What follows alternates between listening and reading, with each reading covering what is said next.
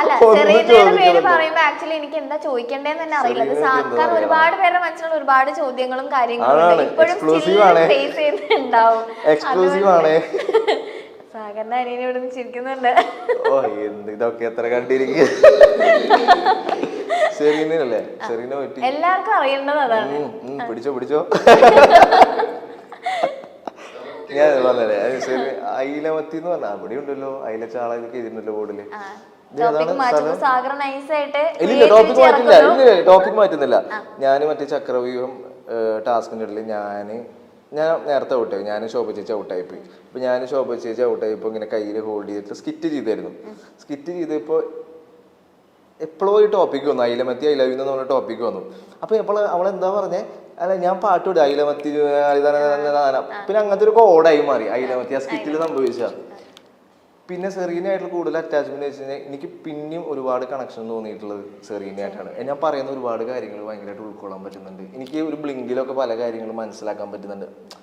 അങ്ങനെ പെട്ടെന്ന് മനസ്സിലാക്കാൻ പറ്റിയൊരു ക്യാരക്ടറായിരുന്നു. പിന്നെ ആ കുട്ടി എന്ന് വെച്ചാൽ ഒരുപാട് പേഴ്സണൽ കാര്യങ്ങൾ സെറീനയെ എനിക്കറിയാം. എൻ്റെ ഒരുപാട് പേഴ്സണൽ കാര്യങ്ങൾ സെറീനയെ എനിക്കറിയാം.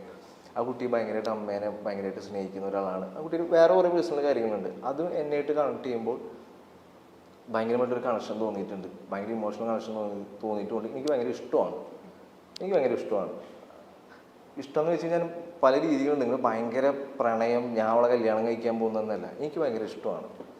അത് ഞാൻ ചിന്തിക്കുന്ന ആശയങ്ങളും അവൾ ചിന്തിക്കുന്ന ആശയങ്ങളും ഭയങ്കരമായിട്ടൊരു കണക്ഷനും ഭയങ്കരമായിട്ട് ലവിങ് ആയിട്ടുള്ളൊരു കുട്ടിയാണ്. ഫാമിലി ആയിട്ട് ഭയങ്കരമായിട്ട് സ്നേഹിക്കുന്ന ഒരാളാണ്. ആ സ്നേഹത്തിൻ്റെ മുന്നിൽ നോ കോംപ്രമൈസ്. അവിടെ മാത്രം ഗെയിം എന്നുള്ള രീതിയിൽ അതാണ് പല ആൾക്കാരും സ്ട്രാറ്റജി എന്ന് പറയുമ്പോഴേക്കും ഉൾക്കൊള്ളാൻ പറ്റുന്നില്ല. അത് സ്ട്രാറ്റജി ആയിട്ട് കണ്ടിട്ടിരിക്കാൻ ആവശ്യമില്ല. കാരണം എന്നെ സംബന്ധിച്ചോളം എൻ്റെ മെയിൻ സ്വപ്നം അമ്മയുടെ സ്വപ്നമാണ്. എനിക്ക് 100 ദിവസം നിൽക്കാൻ വേണ്ടിയിട്ട് അങ്ങനത്തെ ലവ് സ്ട്രാറ്റജി കൊണ്ടുവരേണ്ട ആവശ്യമില്ല. അത് സ്ട്രാറ്റജി അല്ല, എനിക്ക് ഇഷ്ടം തോന്നിയിട്ടുണ്ട്. ഇഷ്ടമാണ്. ഞാൻ പറയുന്ന കാര്യങ്ങൾ ഭയങ്കരമായിട്ട് കമ്മ്യൂണിക്കേറ്റ് ചെയ്യാൻ പറ്റുന്നുണ്ട്. അതുമാത്രമല്ല എൻ്റെ ഈ പ്രായത്തിൽ ഞാൻ ഇതുവരെ ഇത്രയും നേരം സംസാരിച്ചിട്ടുള്ള ഒരു പെൺകുട്ടി എൻ്റെ ലൈഫിലില്ല. ഞാൻ പഠിച്ചതൊരു ബോയ്സ് ഓൺലൈനാണ് പഠിച്ചത്. +4 ക്ലാസ് വരെ മിക്സഡ് പഠിച്ചിട്ടുള്ളൂ. പിന്നെ 12 വരെ +2 വരെ ബോയ്സിൽ, പിന്നെ അവിടുന്ന് മെക്കാനിക്കല് അവിടെയും ബോയ്സിൽ, PG-യിലാണെങ്കിൽ അവിടെ 4 പേര് മെക്കന്നെ.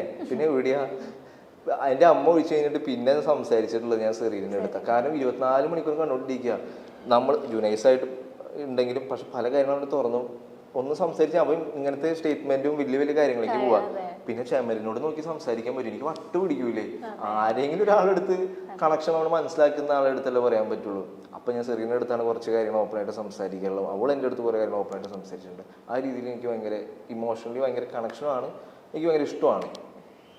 അല്ല ഇതിപ്പോ ഞാൻ പറയട്ടെ, പുറത്ത് മേ ബി അതെന്തുകൊണ്ടാണ് ഇപ്പൊ നിങ്ങൾ തമ്മിൽ ഒരു ഇഷ്ടത്തിലാണ്, പ്രണയത്തിലാണെന്നുള്ളൊരു പ്രണയം ഇഷ്ടം വന്നത് എന്താ വെച്ചാൽ മേ ബി ഇതിങ്ങനെ വരുന്ന ഈ ഒരു ട്രാക്ക് വരുന്നതിന് മുന്നേ തന്നെ റെനീഷയും സെറീനയും തമ്മിൽ ഒരു കോൺവെർസേഷൻ ഉണ്ടായിരുന്നു. റെനീഷ സെറീനയുടെ അടുത്ത് പറയുന്നുണ്ടായിരുന്നു സാഗറേട്ടൻ എന്തോ ഒരു ഇത് നിന്റെ കൂടെ ഉണ്ട് എന്നിങ്ങനെ ഒരു രീതിയിൽ റെനീഷ ഇങ്ങനെ പറയുന്നുണ്ടായിരുന്നു. അയ്യോ ഇത് ഓൾറെഡി നടന്ന കാര്യമായിട്ട് ആൾക്കാർ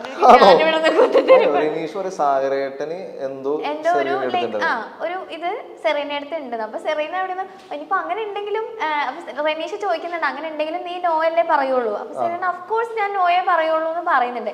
പക്ഷെ പിന്നീട് അതിനുശേഷമാണ് മേ ബി സാഗർ ഈ പറഞ്ഞ പോലത്തെ ഒരു ഇമോഷണൽ കണക്ഷൻ സെറീനയ്ക്കും തിരിച്ച് സാഗറിനോട് തോന്നിയിട്ടുണ്ടാവും നിങ്ങൾ ഓപ്പൺ ആയിട്ട് സംസാരിച്ചു കഴിഞ്ഞപ്പോ.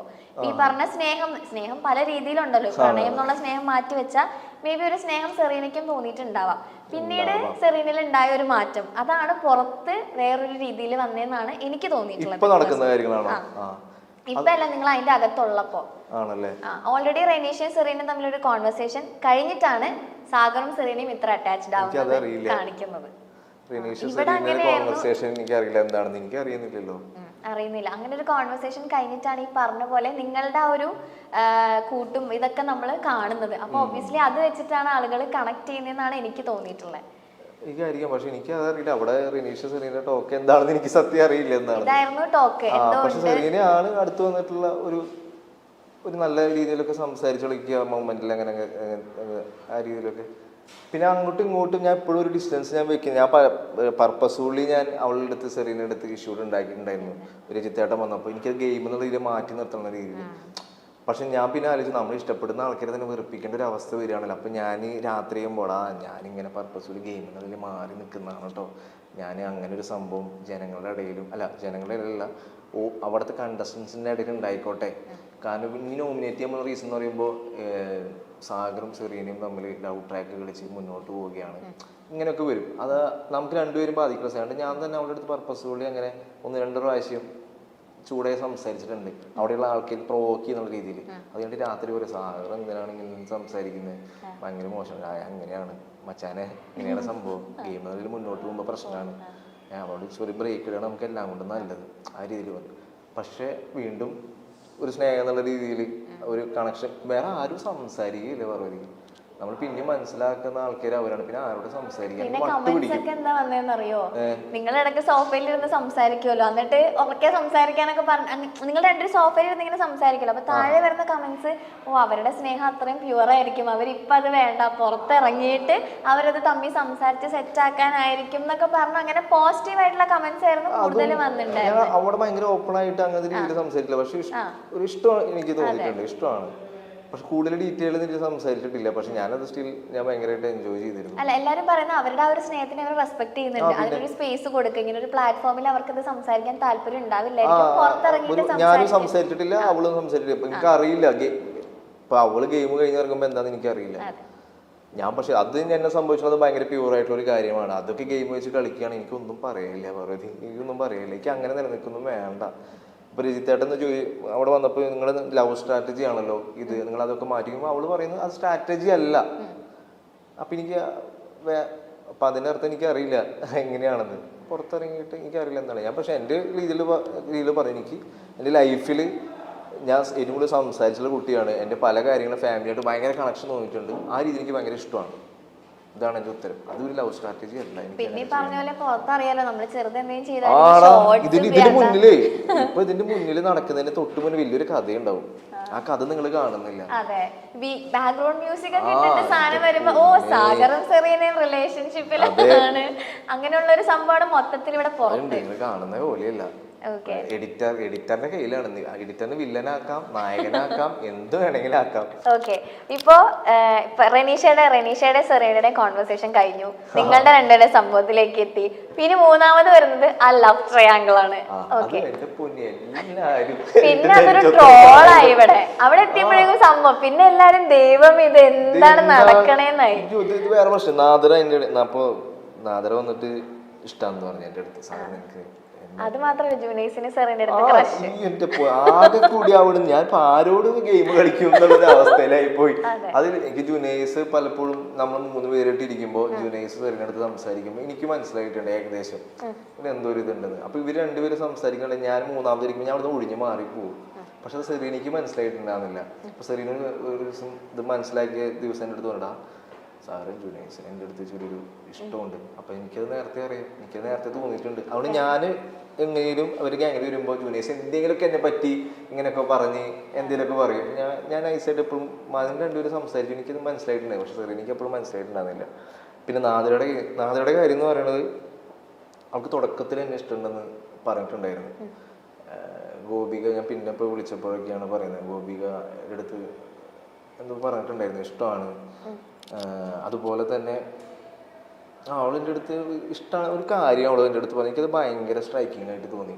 എടാ എൻ്റെ ലൈഫ് ഭയങ്കര പ്രശ്നമാണെടാ, നിനക്കറിയാലോ എൻ്റെ ലൈഫിൻ്റെ കാര്യം എന്താണെന്ന്. ഞാൻ ചെറുപ്പം മുതലേ സ്നേഹം കിട്ടി വളർന്നിട്ടുള്ള ഒരാളല്ല, ഞാൻ പലപ്പോഴും സ്നേഹം പിടിച്ച് വാങ്ങിച്ചിട്ടുള്ള ഒരാളാണ്. പക്ഷെ നീ എന്താണ് ഞാൻ സ്നേഹിക്കുന്ന എന്നെ നിനക്ക് എന്താ പറ്റാത്തേ? അവിടെ വലിയൊരു പോയിന്റ് പറഞ്ഞു.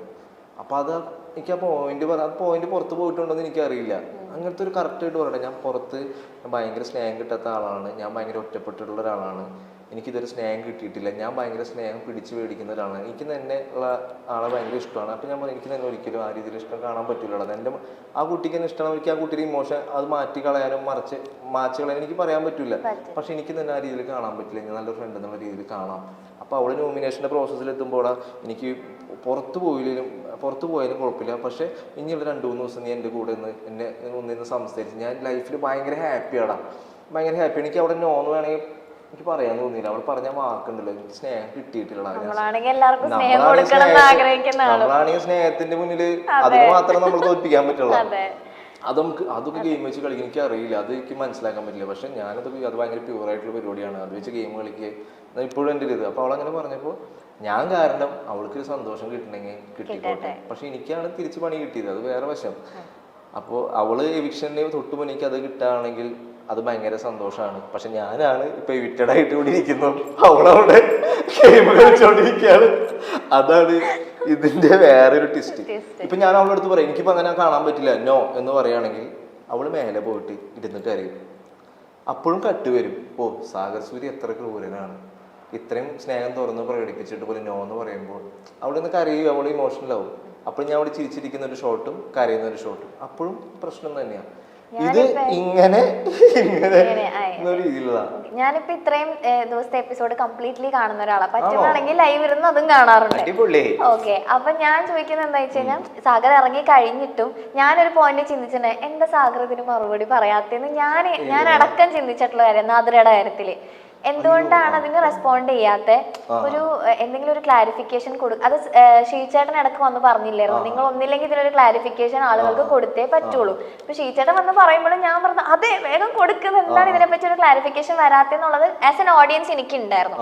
പക്ഷെ പിന്നെ സാഗർ ഇറങ്ങി കഴിഞ്ഞിട്ടാണെന്ന് തോന്നുന്നു അവിടെ ഒരു കോൺവെർസേഷനിൽ പറയുന്നുണ്ടായിരുന്നു ഷീച്ചേട്ടൻ അടക്കം സെറീന അടക്കം എല്ലാവരും നാദിരയുടെ ഇമോഷനെ അത്രത്തോളം സാഗർ റെസ്പെക്ട് ചെയ്തിട്ടുണ്ടെന്നുള്ളത്. ആ ഒരു പോയിന്റാണ് സാഗർ ഇപ്പൊ ഇവിടെ നിന്ന് പറഞ്ഞിട്ടുണ്ടായിരുന്നത്. അപ്പൊ മേ ബി ആ ഒരു കാര്യം തന്നെ ആയിരിക്കുമല്ലോ, ആ ഒരു ഇമോഷനെ റെസ്പെക്ട് ചെയ്യുന്നുണ്ട്. പിന്നെ ഒരു 100 പ്രാവശ്യം ഞാൻ പറഞ്ഞിട്ടുണ്ട് എനിക്ക് അങ്ങനെയില്ല അങ്ങനെയില്ല, പക്ഷെ ഇത് പുറത്ത് വിടുണ്ടോന്ന് എനിക്ക് അറിയില്ല. ഉണ്ട് ബാത്റൂമിലൊക്കെ വെച്ചിട്ട് പറഞ്ഞ സമയത്തുള്ളതൊക്കെ കുറെ പ്രാവശ്യം കുറച്ചൊക്കെ പെങ്ങളെന്നുള്ള രീതിയിലൊക്കെ കേൾക്കുമ്പോ കലി വരും. അപ്പൊ ഞാൻ അവൾക്ക് അത് ഇറിറ്റേഷൻ ആവശ്യമില്ല, നല്ല ഫ്രണ്ട്. അപ്പൊ സാഗർ സ്റ്റോപ്പ് ചെയ്യും. പിന്നെ ഫ്രണ്ട് എന്നുള്ള രീതിയിലാണ് ഞാൻ ഒരു പ്രാവശ്യം ഞാൻ ഇത് ഭയങ്കര പ്യൂറായിട്ടുള്ള പരിപാടി. ഒരു പ്രാവശ്യം പേഴ്സണലി അവിടെ മാറി നിൽക്കുക, എനിക്ക് ഗെയിം എനിക്ക് കളിക്കാൻ പറ്റുന്ന രീതിയിലേക്ക് എത്തി. മീൻസ് കുറച്ചൊക്കെ ഇവിടെയൊക്കെ നമ്മൾ എഫർട്ട് ചെയ്യുമല്ലോ, എത്രയില്ല എന്ന് പറഞ്ഞു. ഞാൻ ഇന്ന് എൻ്റെ ലവ് സ്ട്രാറ്റജിയാണ്, ഞാൻ പറയാത്ത ആളാണ്, ഞാൻ പർപ്പസ്ഫുള്ളി അത് പറഞ്ഞതാണ്. എന്നിട്ട് അവളവിടെ പോയിട്ട് ഭയങ്കര കരച്ചിലേക്ക് ഭയങ്കര കരച്ചിലാണ്. ഞാൻ എല്ലാവരുടെ ഇടയിൽ അങ്ങനെ ഒരു സംഭവം പറഞ്ഞാണ് നമുക്ക് ഇത് ഉണ്ടാകാൻ വേണ്ടിയിട്ട് സെറീനയെ പോലെ തന്നെ അങ്ങനത്തെ ഒരു ഇഷ്യൂ ക്രിയേറ്റ് ചെയ്താണ്. അതിനുശേഷം ഞാൻ അവിടെ ഒരു പെന്നിട്ട് ഞാൻ കറക്റ്റ് എഴുതി കൂടുതൽ പാരാഗ്രാഫ് എഴുതി കൊടുത്തവൾക്ക് നാദരയ്ക്ക്, എടാ ഇത് ഗെയിമാണ്, ഞാൻ ഗെയിമിൻ്റെ രീതിയിൽ പറഞ്ഞാണ്, ഇനി മുന്നോട്ടുള്ള യാത്ര അടിപൊളിയായിട്ട് കളിക്കണം. ഞാൻ എന്തൊക്കെ പറഞ്ഞാലും പേഴ്സണലി സാഗർ എന്ന് പറഞ്ഞൊരു വ്യക്തി ആരും ഹേട്ട് ചെയ്യാത്ത ഒരാളാണ്. പക്ഷെ അറിയാണ്ട് എന്ത് പറഞ്ഞിട്ട് ഞാൻ അപ്പം തന്നെ തെറ്റ് മനസ്സിലാക്കി സോറി പറഞ്ഞാണ്. ഒരു എസ് തന്നെ അവൾക്ക് എഴുതി കൊടുത്തിട്ടുണ്ട്, അത് എനിക്കൊന്നും നാദരയ്ക്ക് അറിയുള്ളൂ എന്താണ് ഞാൻ എഴുതി കൊടുത്തിട്ടുള്ള സംഭവം. അത് ഭയങ്കര ക്ലിയർ ആണ്. ഞാൻ ഒരുപാട് പ്രാവശ്യം പറഞ്ഞിട്ടുണ്ട്, ഞാൻ എൻ്റെ മനസ്സിൽ ആ കുട്ടിക്ക് എന്തെങ്കിലും ഒരു സ്നേഹം ഞാൻ കാരണം കിട്ടിക്കോട്ടെ വിചാരിച്ച് ചെയ്താൽ, പക്ഷെ അത് പുറത്ത് ലവ് ട്രയാങ്കിൾ ആ രീതിയിൽ പറയുമ്പോൾ ചെറിയ വിഷമം. എൻ്റെ ഉള്ളിലുള്ള സാധനം അത് ഈ പറഞ്ഞ തുടക്കം തൊട്ടുള്ള ഒരു ഇമ്പാക്ട് ആണ് സാഗർ. അതുകൊണ്ടാണ് അത് ഉണ്ടായത്. റെനീഷ സെറീന കോൺവെർസേഷൻ, പിന്നെ നിങ്ങളുടെ ആ ഒരു ട്രാക്ക്, പിന്നെ ഈ ലവ് ട്രാങ്കിൾ വരുമ്പോ എല്ലാം കൂടെ ആളുകൾ കണ്ടിന്യൂസ്ലി കണ്ടോണ്ടിരിക്കുകയല്ലേ. അതാണ് പ്രശ്നം. അതിന്റെ ഉള്ളിൽ നിൽക്കുമ്പോഴേക്ക് പുറത്ത് അവിടെ എന്താണ് അറിയുന്നില്ല. പിന്നെ ഇതിനൊരു ക്ലാരിഫിക്കേഷൻ വരുന്നില്ല. പക്ഷെ സാഗറിന്റെ ഭാഗത്തു നിന്നുള്ള കാര്യം ഇതാണ്, ഈ ഇമോഷൻ എന്നുള്ളൊരു സംഭവം അവിടെ സാഗറിന്റെ പ്രയോറിറ്റി ആണ്. തട്ടിയും മുട്ടിയും എന്ന ഹിറ്റ് പരിപാടിയിലൂടെ നമുക്കെല്ലാവർക്കും സുപരിചിതനായ താരമാണ് സാഗർ സൂര്യ. തട്ടിയും മുട്ടിയുമിൽ മീനാക്ഷിയുടെ ഭർത്താവായിട്ടാണ് സാഗർ എത്തിയത്. മഞ്ജു പിള്ളയൊക്കെയുള്ള ആ ഷോയിൽ നമ്മൾക്ക് എല്ലാവർക്കും ഇഷ്ടമുള്ള ഒരു കഥാപാത്രം തന്നെയായിരുന്നു സാഗർ സൂര്യ.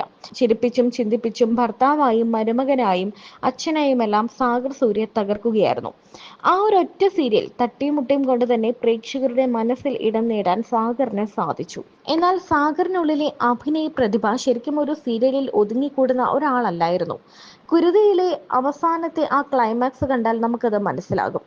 ഇപ്പോൾ പണി എന്ന ചിത്രത്തിൽ ജോജുവിനൊപ്പം തകർത്ത് അഭിനയിച്ചിരിക്കുകയാണ് സാഗർ സൂര്യയും ജുനൈസും. ബിഗ് ബോസ് മലയാളത്തിൽ എത്തിയതോടെ സാഗർ കുറച്ചുകൂടി ശ്രദ്ധിക്കപ്പെട്ടിരുന്നു. ആ ബിഗ് ബോസിന് ശേഷമാണ് സാഗറിന് കൂടുതൽ അവസരങ്ങളൊക്കെ കിട്ടിയത്. ബിഗ് ബോസിനുള്ളിൽ ഒരു ട്രയാങ്കിൾ പ്രണയം സാഗറിന് ഉണ്ടായിരുന്നതായി പലപ്പോഴും വാർത്തകൾ കണ്ടിട്ടുണ്ട്. എന്തായിരുന്നു സാഗറും സെറീനയും തമ്മിലുള്ള അടുപ്പം, അല്ലെങ്കിൽ സാഗറും നാദിറയും സെറീനയും ഒക്കെയുള്ള ഒരു ട്രയാങ്കിൾ ലവ് സ്റ്റോറി എന്തായിരുന്നു എന്ന് സാഗർ തന്നെ തുറന്നു പറഞ്ഞിരിക്കുകയാണ്. സെറീനയുമായി വൈകാരികമായ അടുപ്പമുണ്ടെന്നും അതൊരിക്കലും ഗെയിം സ്ട്രാറ്റജി അല്ലായിരുന്നുവെന്നും വെളിപ്പെടുത്തിയിരിക്കുകയാണ് സാഗർ സൂര്യ. ബിഗ് ബോസിലെ സഹ മത്സരാർത്ഥിയായ സെറീനയുമായി സാഗറിനുണ്ടായിരുന്ന അടുപ്പം ഏറെ ചർച്ചയായിരുന്നു. പക്ഷേ ബിഗ് ബോസ് 10 ആഴ്ച പിന്നിടുമ്പോൾ വളരെ അപ്രതീക്ഷിതമായിട്ടാണ് സാഗർ പുറത്തുപോയത്. ഒരു യഥാർത്ഥ മനുഷ്യനായി നിൽക്കാനാണ് താൻ ശ്രമിച്ചതെന്നും സെറീനയുമായി ഉണ്ടായിരുന്ന വൈകാരിക ബന്ധം ഗെയിം പ്ലാൻ ആയി കാണരുത് എന്നും പുറത്തു വന്നതിനു ശേഷം മാധ്യമങ്ങളോട് പ്രതികരിക്കവേ സാഗർ പറഞ്ഞു. സാഗറും സെറീനയും തമ്മിലുള്ള ബന്ധം ഗെയിമിന്റെ ഭാഗമായിട്ടാണ് കാണുന്നതെന്നും ഇനി അവർ തമ്മിൽ യഥാർത്ഥത്തിൽ ബന്ധമുണ്ടെങ്കിൽ ഭാവി കാര്യങ്ങളിൽ മുന്നോട്ടു പോകുമെന്നുമാണ് സാഗറിന്റെ അച്ഛൻ അന്ന് പ്രതികരിച്ചത്. എന്നാൽ ഇപ്പോൾ അവരുടെ പ്രണയം എന്തായി എന്നാണ് എല്ലാവരും ചോദിക്കുന്നത്. സാഗർ ഇപ്പോൾ നിരവധി സിനിമകളിൽ അഭിനയിച്ച് നല്ല മികച്ച ക്യാരക്ടറുകൾ സ്വന്തമാക്കിയ വില്ലനായും സഹനടനായും നായകനായും ഒക്കെ ഇപ്പോൾ സാഗർ ശ്രദ്ധിക്കപ്പെട്ടു തുടങ്ങി. ഇനി ഇവരുടെ വിവാഹം എന്താണ് ഇവരുടെ ഫ്യൂച്ചർ പ്ലാൻ, ബിഗ് ബോസിൽ വെച്ചുള്ള ഇവരുടെ പ്രണയം ഇപ്പോഴും ഉണ്ടോ, അത് സത്യമായിരുന്നോ എന്നൊക്കെ തുറന്നു പറയുകയാണ് സാഗർ.